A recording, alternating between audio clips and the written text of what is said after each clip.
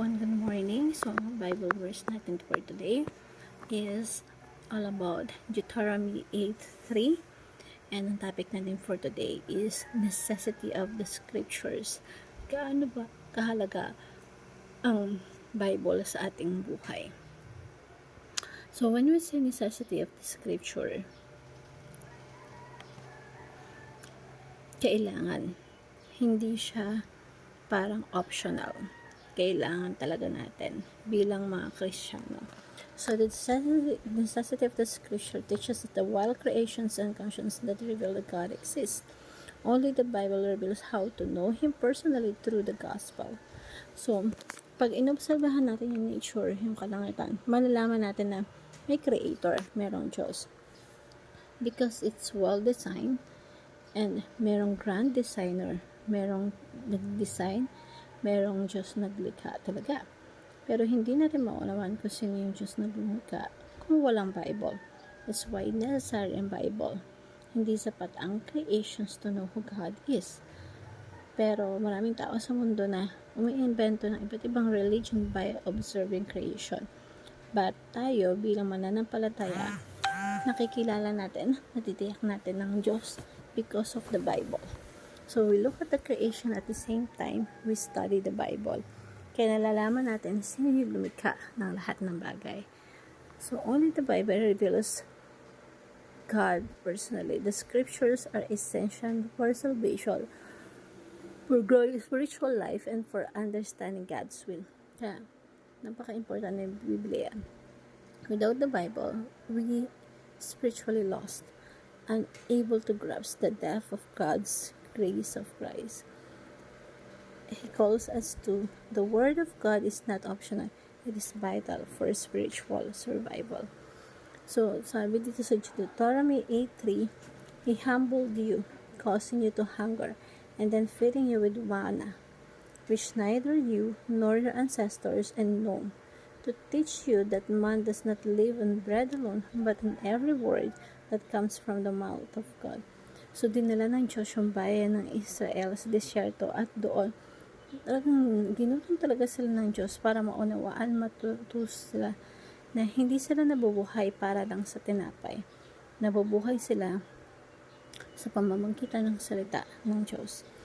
Ikaw, pinagkubahan niya ng ginutong kanya at pinakain kanya ng wana na hindi mo nakikilala ang inyong ninuno upang kanyang ipaunawa sa inyo na hindi lamang sa tinapay nabubuhay ang tao, kundi sa bawat salita ng Panginoon. Amen. So, napakaganda ng talata ng verse na to.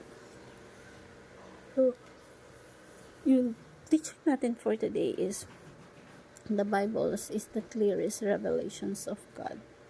Yung Biblia po, ito na yung pinaka-clear.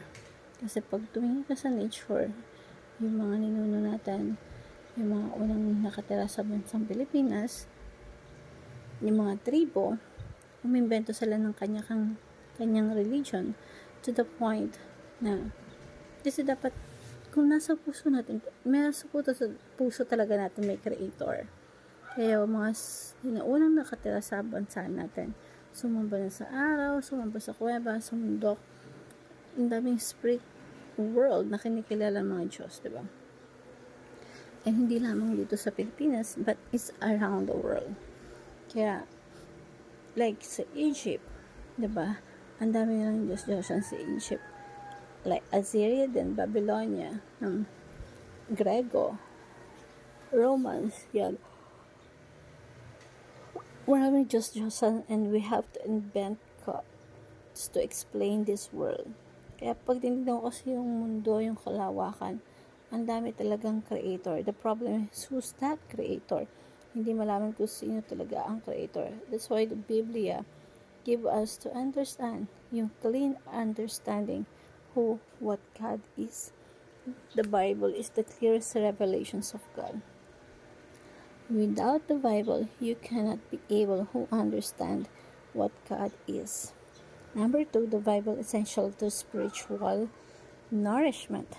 Ito yung logical na kung yung Biblia ang clearest na kapahayagan, kung sino ang Diyos. Kasunod doon, ang mag-nourish sa atin, kumbaga sa katawan natin, pag mal-nourish ka, payat na payat ka. At kulang sa sustansya. But ang nourish sa atin is yung mga masusustansyang pagkain. Now, yung spiritual life natin, ang mag-nourish talaga sa atin, yung katuluan ng Biblia. Kaya pag magbabasa ka ng Bible, araw-araw, inuunawa yung Biblia, araw-araw, mas naunawaan mo si Lord.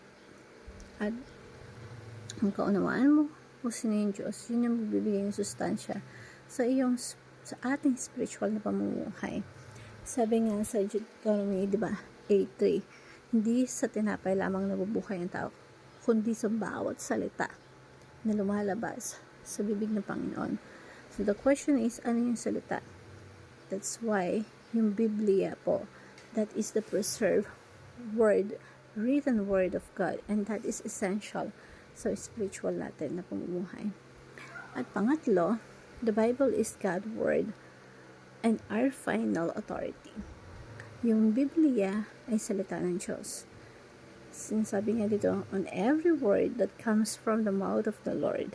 Naniniwala tayo na ang Bible ay preserved ng Diyos upang yung kanyang salita noong una hanggang sa time ni Jesus Christ sa panahon natin ngayon ay parehas pa rin, nananatili pa rin.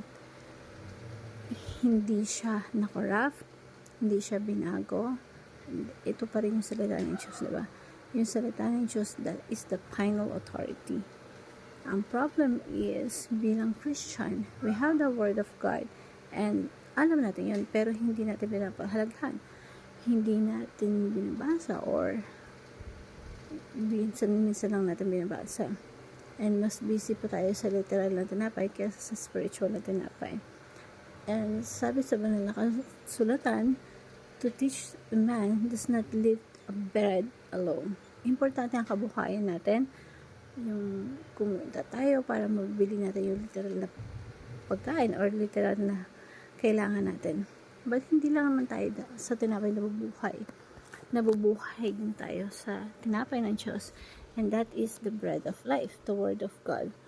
So, hindi natin pwede i-priority yung isa over another kasi dapat parehas na pinagpapahalagahan. Dapat nga mas pinapapahalaga natin yung salita ng Diyos eh. That's why we have a concept of fasting. Ibig sabihin, magpapas ka, isasantin mo yung literal na pagkain para sa spiritual na pagkain. We have to treat the Word of God, God's Word ay mahalaga sa atin. And that is the final authority.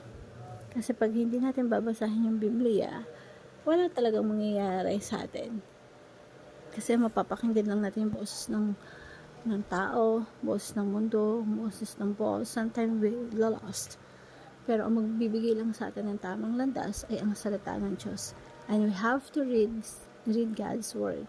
And we have to know the final authority. Diba? Kahit na yung mga tao, lahat kumontra sa atin, as long as tama ka sa harapan ng Diyos, in line ka sa salita ng Diyos, doesn't matter. You will go against the flow as long as tama ka sa harapan ng Diyos. Di baling mahalik ka sa harapan ng tao, di ba? Kaysa tama ka sa tao, pero mali ka sa harapan ng Diyos. The Bible is our final authority. Sa Biblia tayo sumusunod, hindi sa mundo, hindi sa tinig ng mga tao sa paligid natin. So, paano natin apply sa life natin? Number 1, treat the Bible as essential, not optional. Second, read the Bible habitually, na talagang part siya ng buhay natin. Kung paano essential yung pagkain, dapat ganun din yung Word of God sa buhay natin. Normal yan at essential to. Huwag natin tratuhin na yung mga literal na pagkain, yun lang yung essential. Essential din yung salita ng Diyos. Huwag nating isipin na physical lang. We are spiritual. Also ka sa yung physical mo na hindi magmalwar, dapat ganun din sa spiritual life natin. And the only thing can nourish us spiritual is the Word of God. That's why nahambing ng Diyos yung kanyang salita bilang tinapay ng buhay. Hope you learn